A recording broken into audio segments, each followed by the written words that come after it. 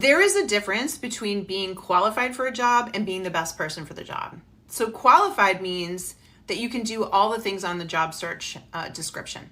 So if you look at the job description, and you can, we teach something at Work It Daily called a job matching matrix. We actually have a whole form and we walk people through how to do it. So you take a job that you're interested in and you put all of the requirements for the job in one column, and then we show you how to match yourself to those job requirements so that you can show you're a match, right?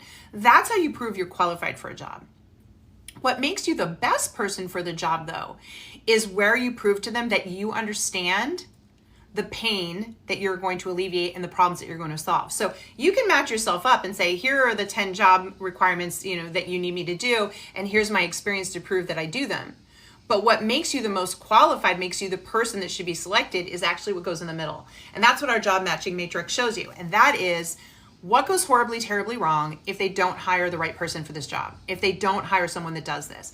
If you can articulate that for everything on the job description, right? So for everything they ask for, if you can articulate, hey, here's what goes horribly, terribly wrong if you don't get a person that can do this, that means you actually truly understand why that's a requirement for the job and what the job's about. The difference between being a nice to have candidate and a must have candidate today is that you understand the pain that you're going to alleviate. You understand what goes horribly, terribly wrong if this job isn't done correctly and if all these things aren't done. And when you can articulate that in a job interview, that's when they know you're the must have candidate. Because anyone can say, oh, you wanted 5 years of experience in digital marketing? I have 5 years of experience in digital marketing.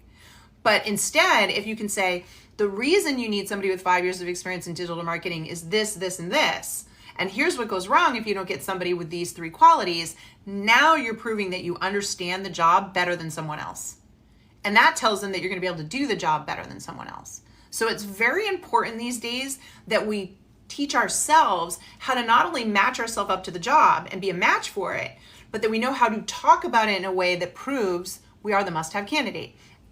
Another way of looking at this is this concept of features and benefits. Does that make sense? If you've ever been in marketing, you've heard you don't sell the features, you sell the benefits. People don't buy the features, they buy the benefits of what the product or service does for them.